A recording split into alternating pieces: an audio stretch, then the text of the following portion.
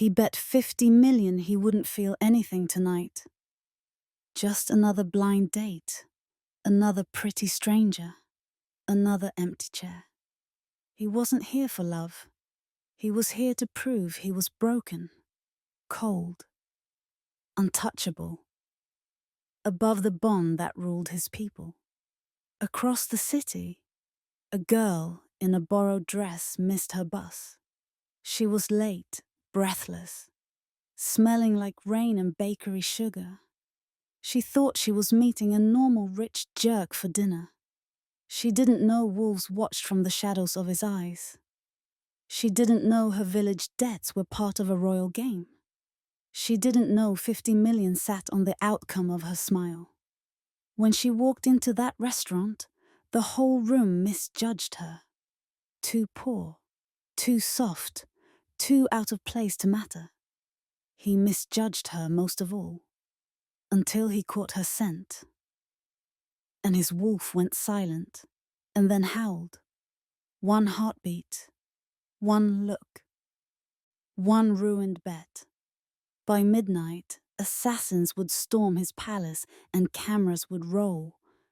The kingdom would see him kneel for a girl from the dirt, and the cold Alpha King would risk his crown just to keep her breathing. If you were her Chinese, would you walk away from a man who used you as a bet?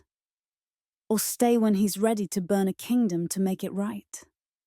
Tell me in the comments.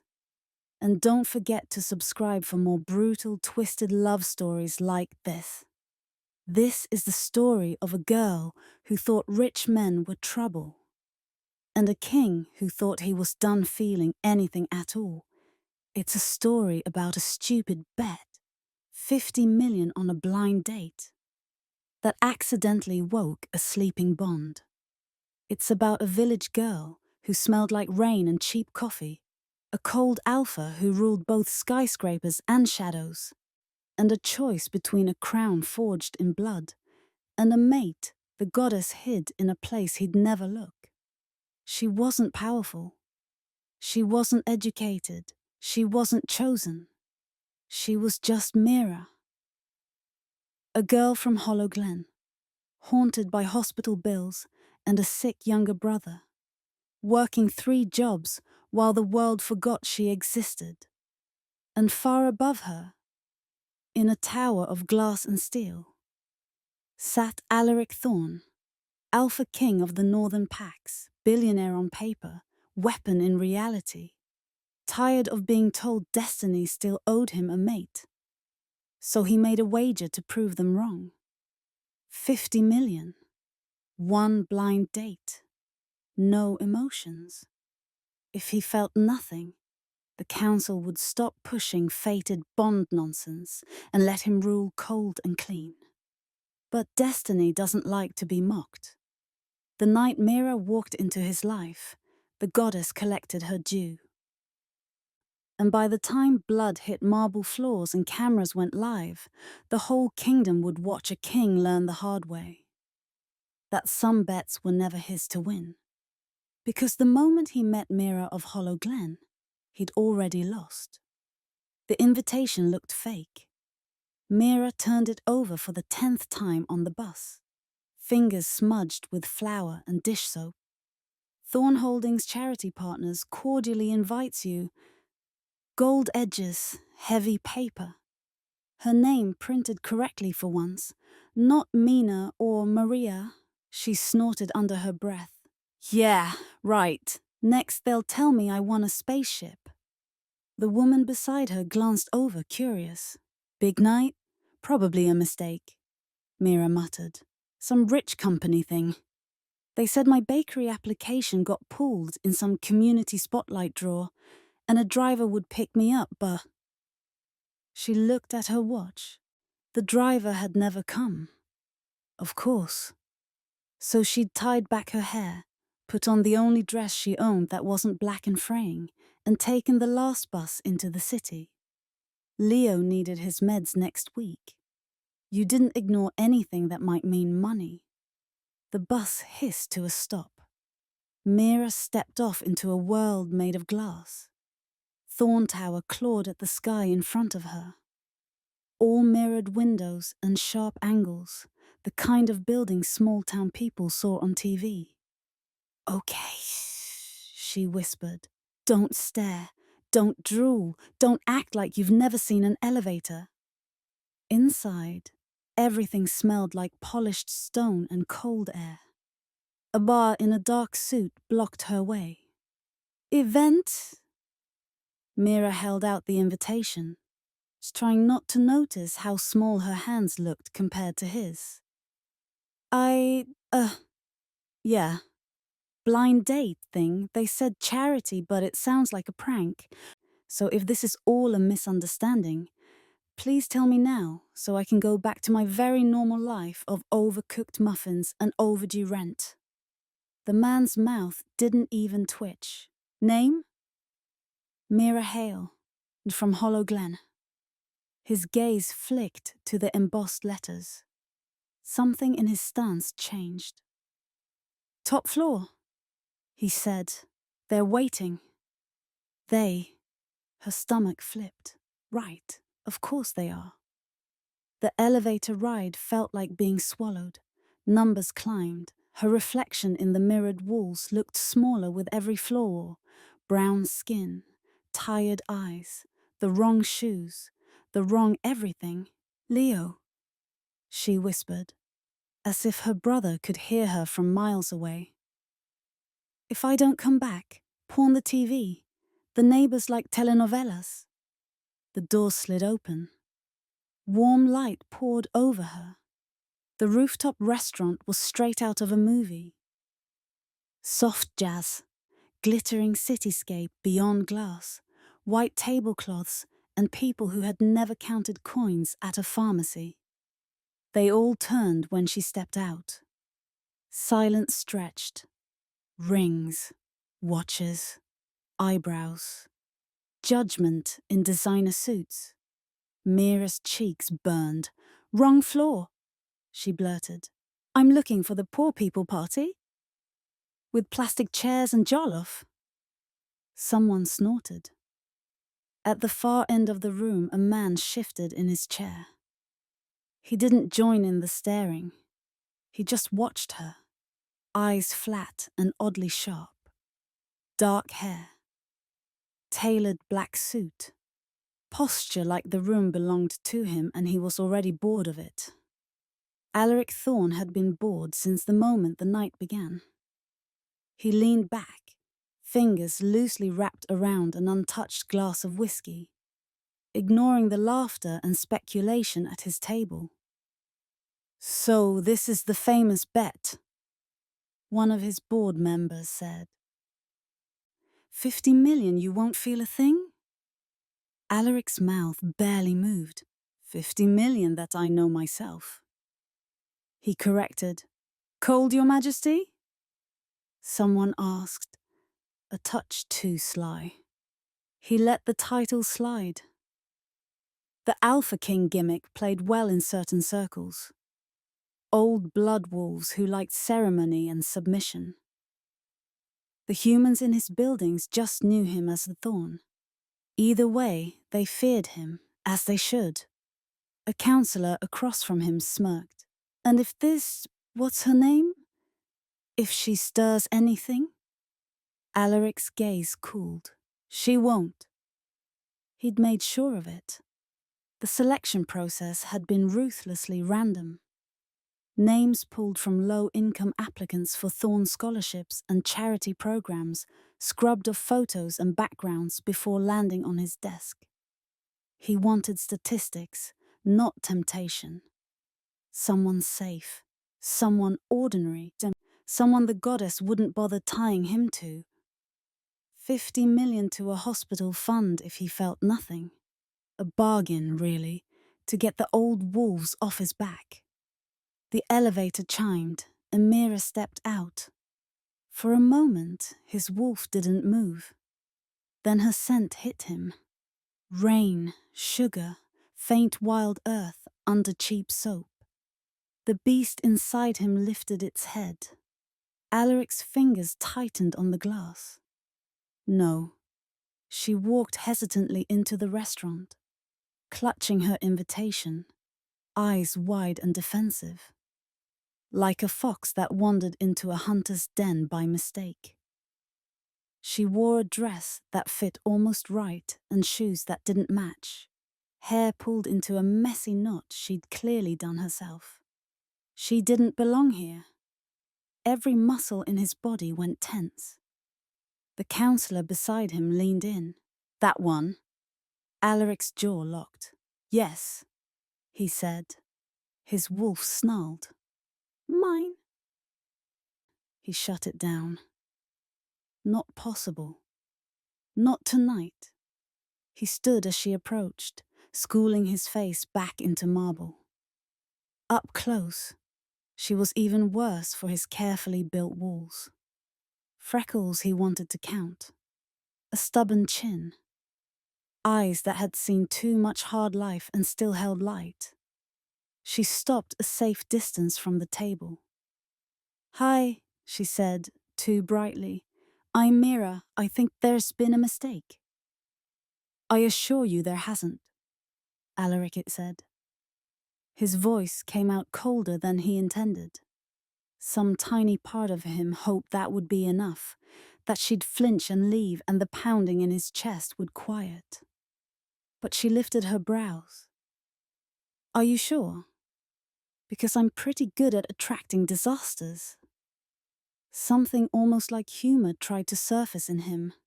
He killed it. Join me, he said instead. We have limited time. Her eyes narrowed a fraction. Wow.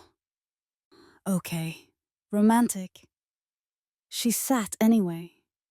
The board members and councillors pretended to return to their conversations, but every ear at that table was tuned to them.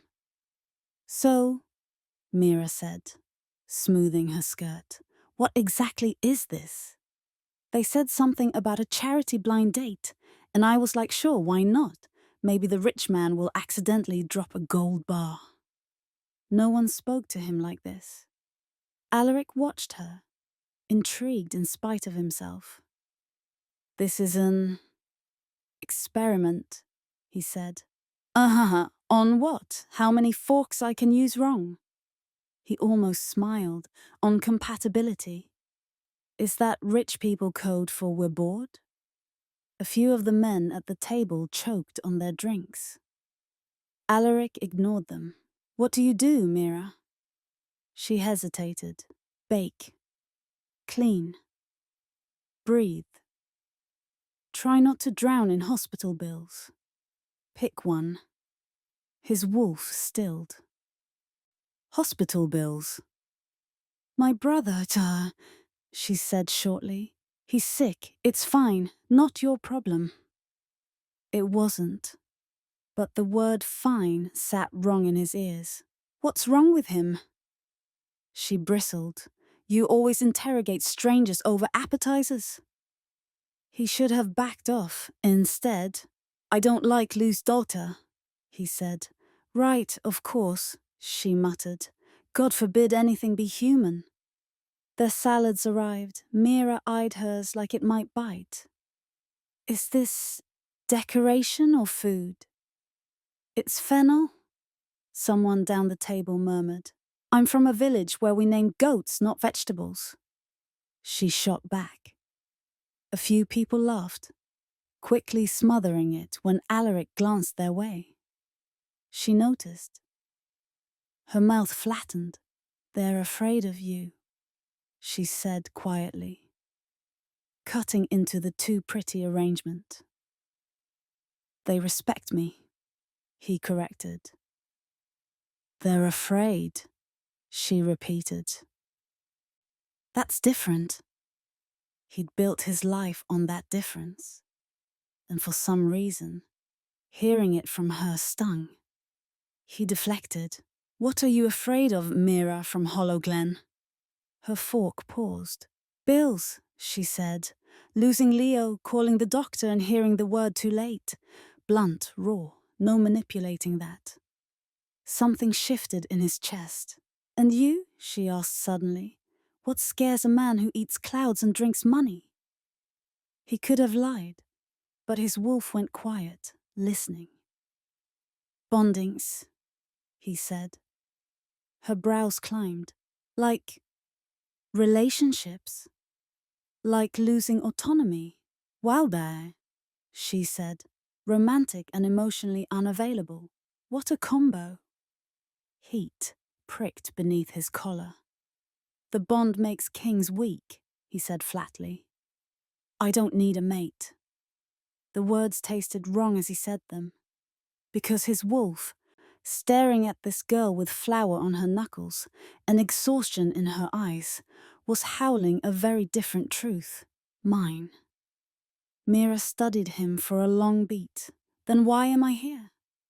He didn't answer, couldn't. If he told her about the bet, she'd walk. If she walked, the gnawing panic in his gut said something important would shatter. He took a slow breath. "This is about proving a point," he said instead. "To who?" "To everyone who thinks I'm waiting for a miracle." She snorted softly. "Newsflash. Miracles don't care if you believe in them." Her phone buzzed. She glanced at the screens. The color drained from her face. "Leo?" he asked. She shot to her feet. "I have to go." Every instinct in him fled. "What's wrong?" "Hospital called," she said, already backing away. "He had another episode. I shouldn't have come. I knew this was stupid." "I'll have a car take you," he said. "I can take the bus." "It'll be faster this way." He signaled to his security with a flick of his fingers. "I don't—" "Mira," he said quietly. "Let me help." She hesitated, then nodded once. A tiny, desperate surrender. "Fine. Just don't make it weird." He almost laughed. Too late. He watched her hurry toward the elevator with his men, the bond pulling at him like a hooked wire. One of his counselors exhaled. "So? Anything?" Alaric stared at the closing doors. His chest hurt. "Yes," he said softly. The table leaned in. "You felt nothing?" He set his glass down carefully. "I lost the bet." Confusion rippled. "What?" "I'll transfer the 50 million to the hospital fund in the morning," he said. His wolf snarled in his ribs. "And then," he added, "I'm going to find out exactly what it will cost to keep Mira Hale alive." The car ride to Hollow Glen should have been simple. 20 minutes, quiet roads, nothing unusual. But Mira sat in the back seat with her hands clenched so tight, her knuckles whitened, breathing like she was running underwater. Alaric rode beside her instead of in his own convoy. He didn't know why. Kings didn't sit with strangers. He just knew distance felt wrong. "Your brother," he said quietly. "How old?" 12. A beat. "And your parents?" "Gone." The word fell like a stone. She didn't explain. He didn't pry. When they reached the hospital, Mira bolted inside.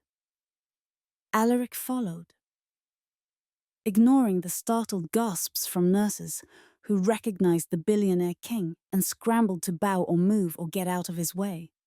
Mira skidded to a stop at room 112. A boy lay inside, hooked to too many wires for someone so small.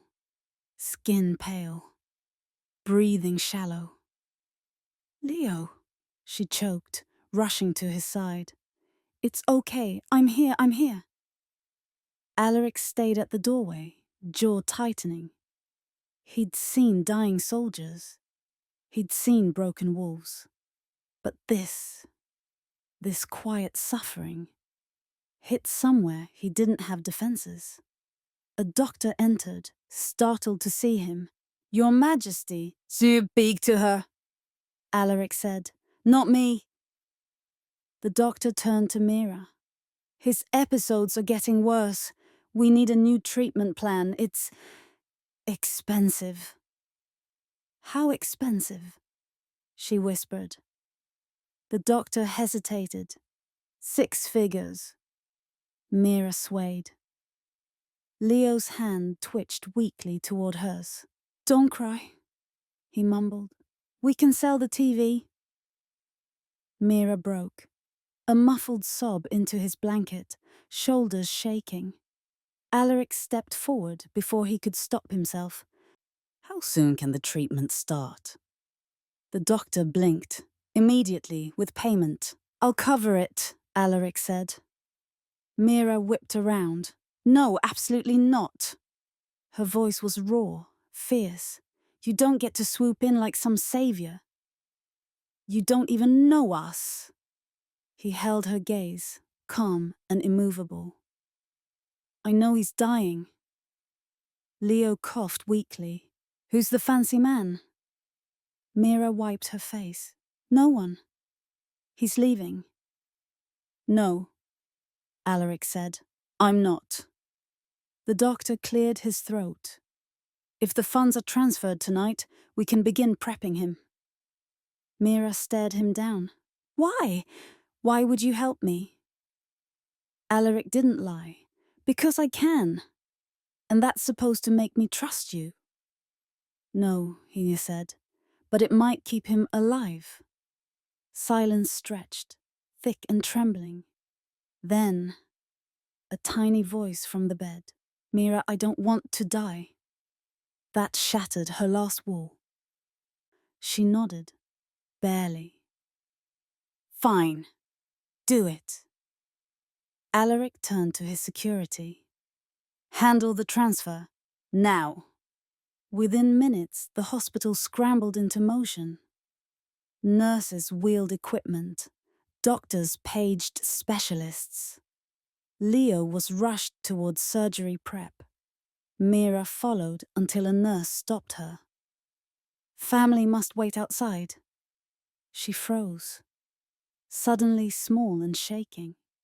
Alaric spoke quietly. "I'll stay." She didn't look at him. "I don't need you here." "I know," he said, "but I'm staying anyway." They waited in silence, side by side on a plastic bench. Mira hugged her elbows. "You think money fixes everything?" "No." "But you spend it like it does." "Yes." Her laugh was empty. "Must be nice." He studied her. Every tired line of her face, every crack forged by years of survival. "You've carried this alone," he said. She didn't deny it. "People leave," she murmured.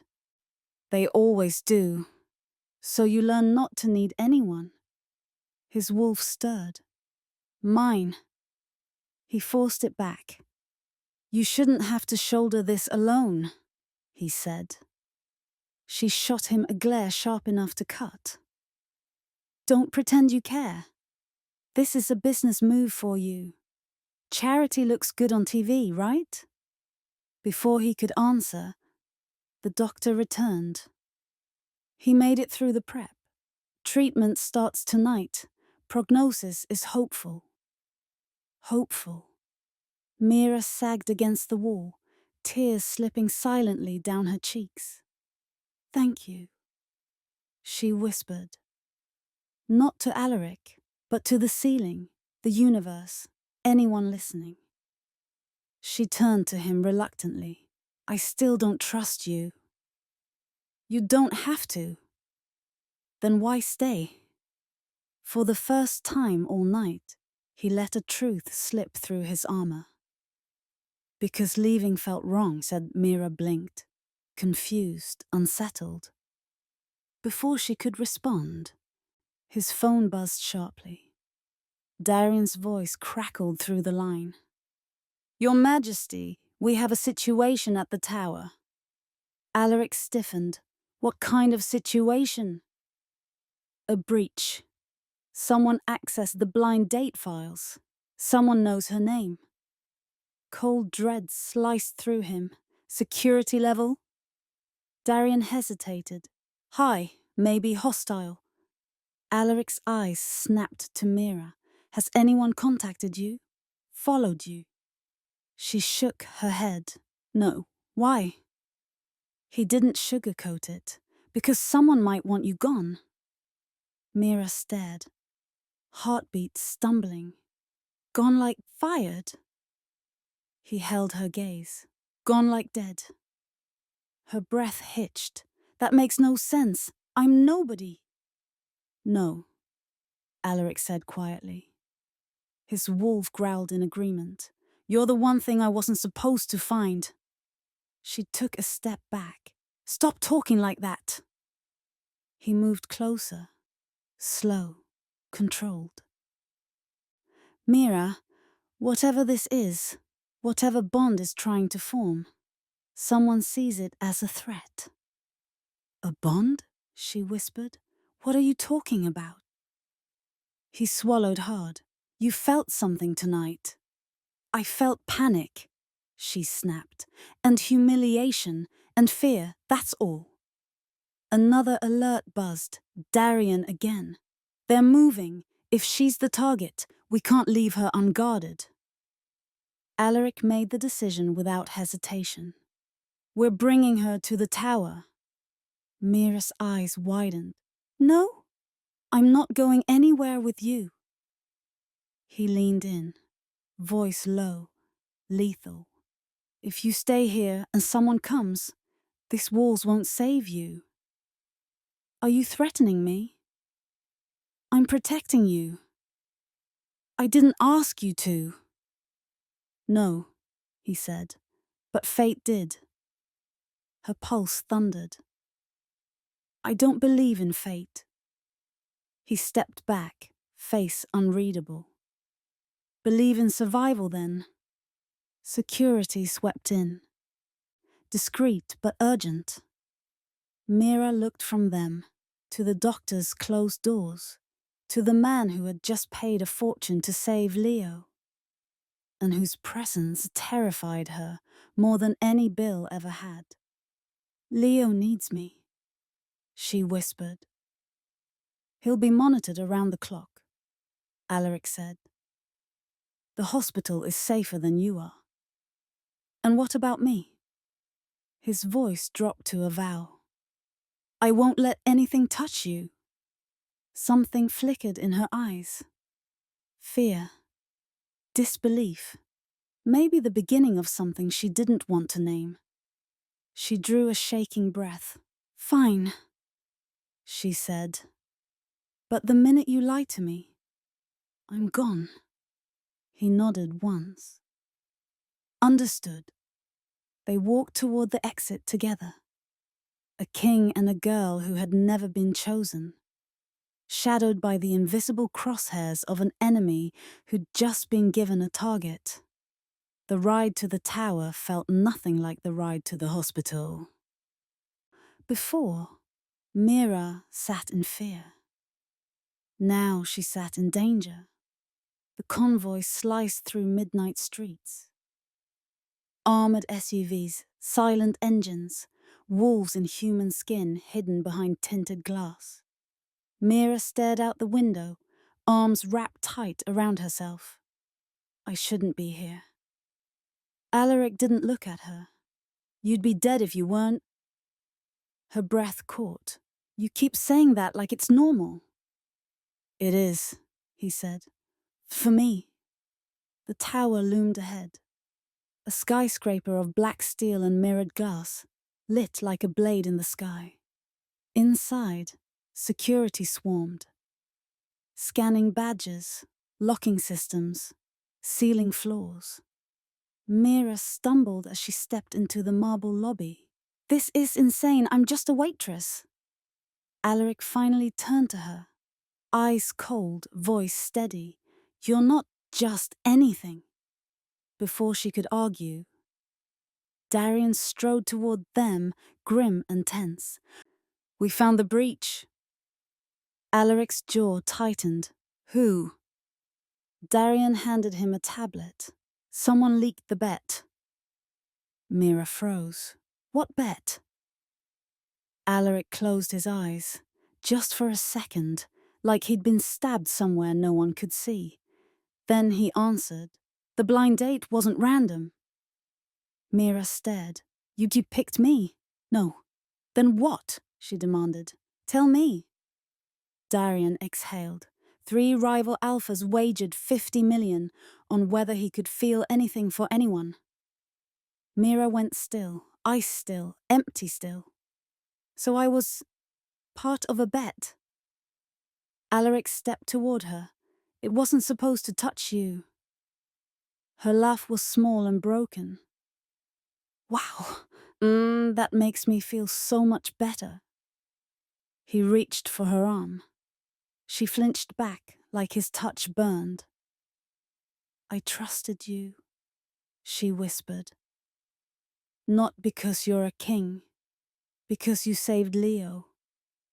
Her voice cracked. "I thought maybe you were human." Alaric's expression flickered. Pain, brief and unguarded. "Mira, no," she said.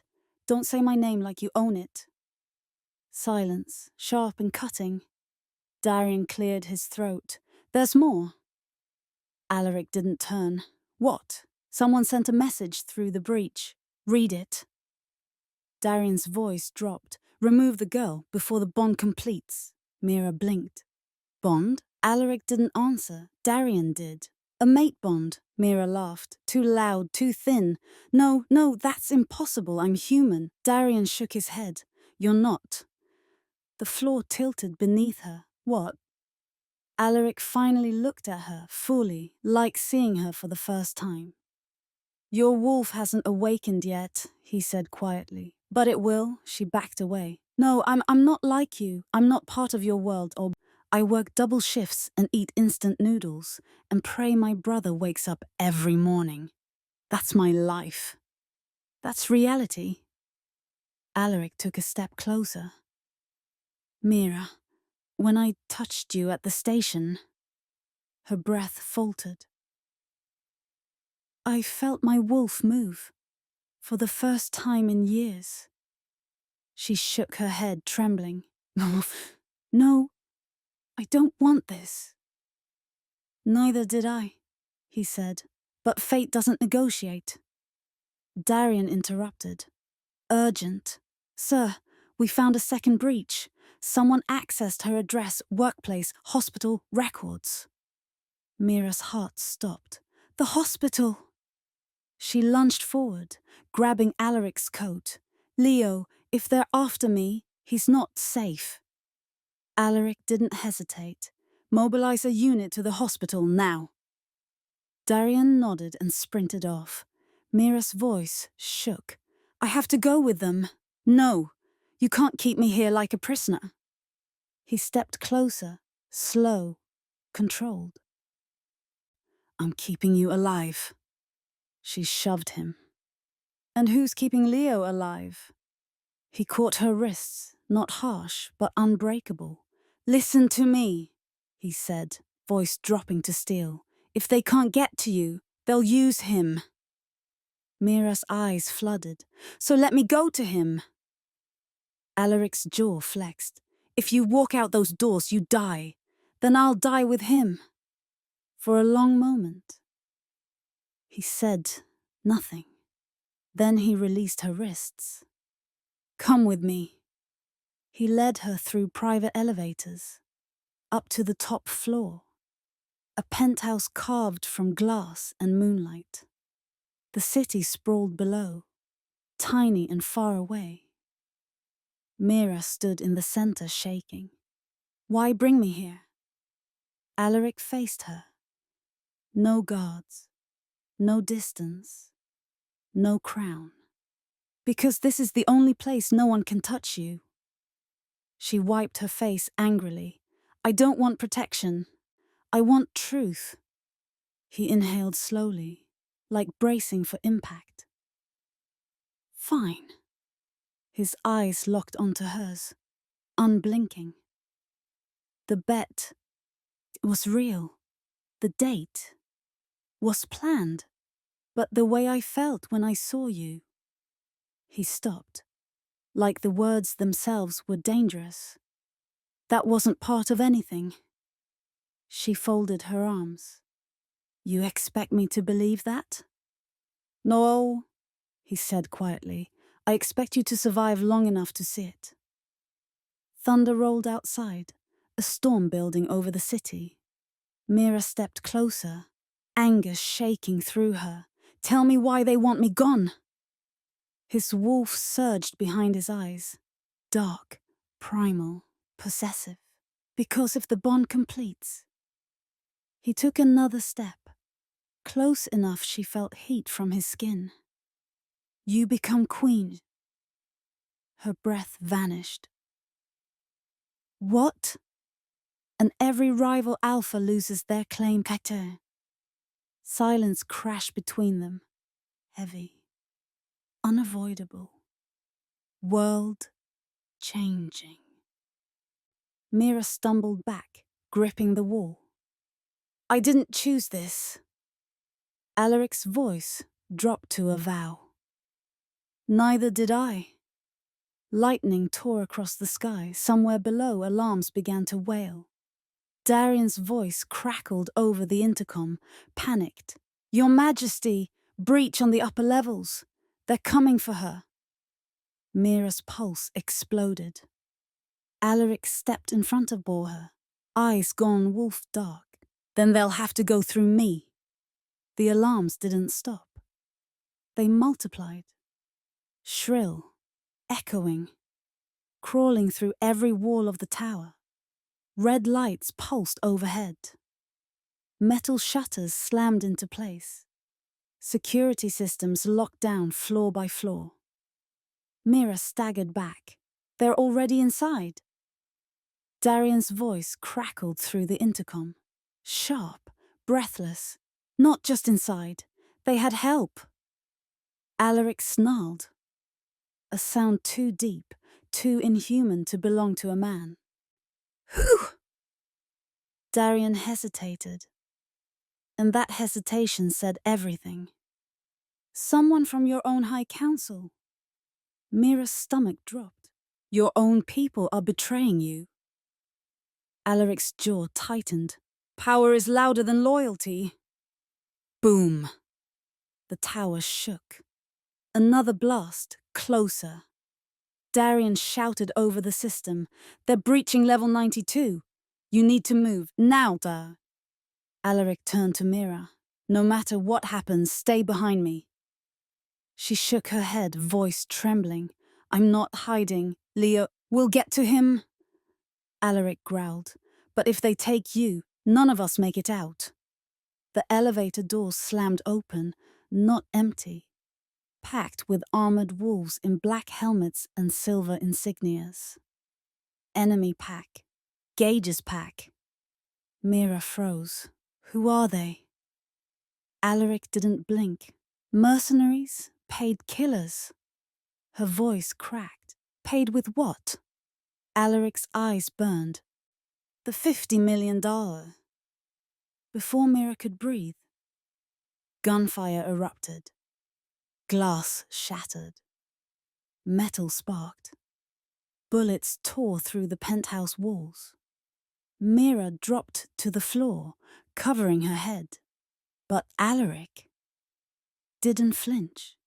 He stepped forward, calm, deadly. Stand down. The mercenaries laughed. One aimed directly at Mira. Sorry, Your Majesty. Orders say the girl dies first. Alaric's wolf surged, erupting through his skin like shadow igniting into flame. His voice dropped to a lethal growl. Touch her, and I rip your pack from history. The gunman smirked. We'll collect your crown while we're at it. He pulled the trigger. But Alaric moved first. faster than bullets, faster than breath. He slammed the gunman into the marble wall. Stone cracked, bones snapped. Chaos detonated. Wolves shifted mid-charge. Claws out, fangs bared. But Alaric tore through them like a storm unleashed. One strike, one throw, one broken spine. He fought without hesitation. Not for a throne, not for pride, but for her. Mira crawled behind an overturned table, heart hammering. This wasn't just power, it was fury, and it terrified her, and saved her, all at once. A mercenary broke from the fight, slipping past Alaric, charging straight toward her. Mira screamed, but before he reached her, thud, he collapsed. Darian stood behind him, bloodied baton in hand. "Move!" he barked. "There's a helicopter on the roof. We need to extract her now." Alaric wiped blood from his jaw, breathing hard. "No." Darian stared. "No." Alaric stepped between Mira and the wreckage. "They're not here to kidnap her. They're here to kill her. Extraction won't save her." Darian cursed under his breath. "Then what's the plan?" Alaric turned to Mira, eyes burning with the truth he'd been holding back. "They're not trying to stop the bond." Mira swallowed. "Then what? They're trying to stop the prophecy." Mira blinked. "What prophecy?" Darian answered, voice low. "The one that says the Alpha King's true mate will end every rival claim." Mira shook her head. "But I'm nobody, You're the only one the Moonmark reacted to," Alaric cut in. "You're the only one my wolf recognized." She backed away. "No, I don't want this. I didn't ask for this." His voice softened, barely. "Fate doesn't ask." Another explosion rocked the tower, this one directly above them. Darian swore. "They're heading for the roof. They're blocking the only exit." Alaric grabbed Mira's wrist, firm, urgent. "There's one more route." He pulled her toward a hidden wall panel, pressed his palm to a scanner, and a steel door slid open, revealing a dark emergency passage. Mira stared into the black tunnel. "Where does it lead?" Alaric met her gaze. "To the one place they'll never dare follow." "Where?" He stepped inside, pulling her close. "My world." Before she could protest, a final explosion shattered the penthouse, sending fire ripping across the ceiling. Darian shouted, "Go! I'll hold them off!" Mira screamed, grabbing his sleeve. "No, you'll die!" Darian winked, blood on his teeth. "Yeah, but historically I'm very bad at following orders." Alaric yanked her into the passageway, the door sealing behind them, dark, cold, echoing with distant gunfire. Mira trembled. "What happens now?" Alaric's voice dropped, quiet, deadly certain. "Now the real hunt begins." The tunnel emptied into freezing night air. Not city air, forest air. Wild, ancient, moon-soaked. Mira stumbled onto rocky ground, breath clouding in the cold. "We're outside the capital?" Alaric shook his head. "Not just outside." He lifted his gaze to the towering ridge ahead. A massive stone arch carved with runes that pulsed faint silver. "We're at the border of the king's grounds." Mira blinked. "What does that mean?" Alaric stepped toward the arch. It means this land answers only to royal blood. Before Mira could speak, howls ripped through the forest.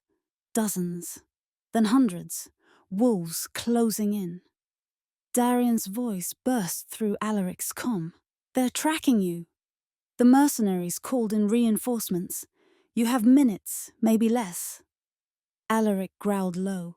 "They won't cross the ridge." Darian hesitated. "They already have." Branches snapped. Footsteps thundered.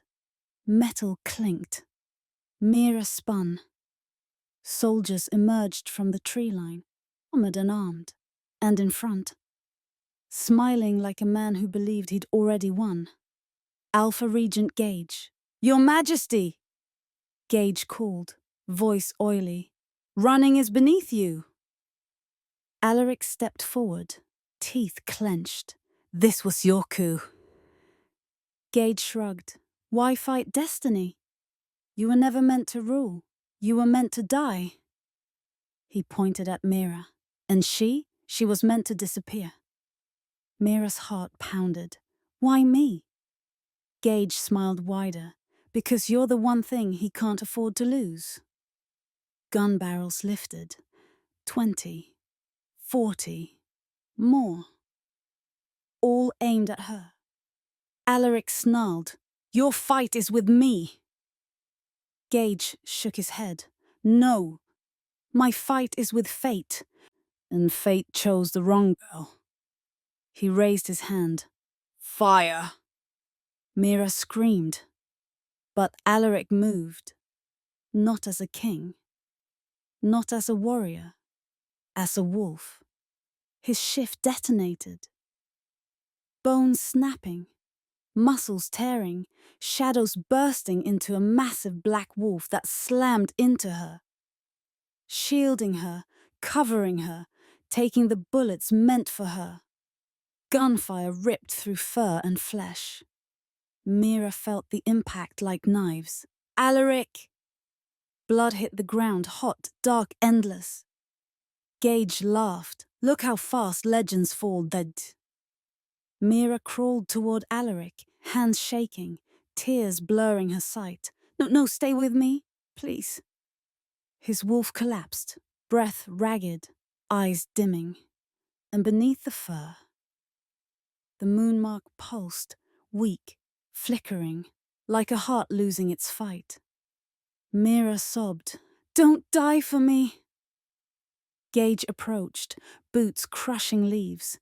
"Move away from the body." "Girl." Mira rose, swaying, broken, but standing. "No." Gage blinked. "No." Mira wiped her tears. "You wanted a worthless village girl." She stepped in front of Alaric's crumpled body. "Here she is."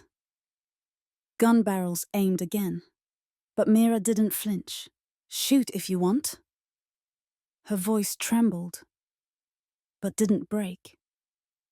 "I'm done running." Gage smirked. "So brave, so pointless." He flicked his hand. "Kill her." The soldiers aimed. Click, click, click. Silence. Their guns jammed. All of them. Mira stared. "What?" Alaric's wolf stirred. Barely, as the moonmark on his chest flared brighter. Then, boom! The stone arch behind them lit up.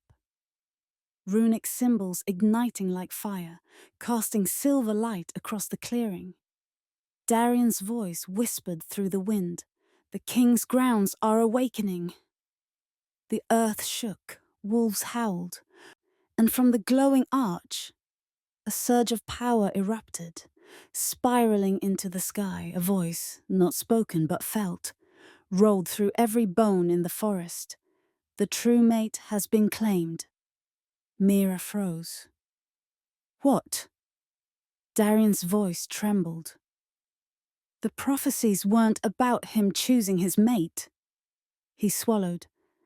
They were about the mate choosing the king. Gage staggered back. No, this isn't possible. She's nothing. The ground split open under his feet, forcing him to fall to his knees. Every soldier dropped, trembling, powerless. Mira looked down, realizing she was glowing. Silver light wrapped around her hands, then unfurled like moonfire across the clearing. Circling Alaric's wolf, the moonmark blazed, responding to her. Her voice cracked. Alaric, come back! The light surged, wounds sealed. Blood evaporated, breath returned. Slowly, his wolf shifted back, bones recrafting until Alaric lay on the earth, alive, trembling. His eyes opened, silver and fierce, locked on her. Mira! She gasped. You spoke. He struggled to sit, voice raw, breath unsteady. You called me back. Gage roared. She has no right. Alaric rose, slow, powerful, reborn, eyes burning like twin moons. She has every right. Gage tried to stand, but the ground held him down. You can't win, he said. Alaric stepped forward, shoulders squared, voice steady. You're wrong.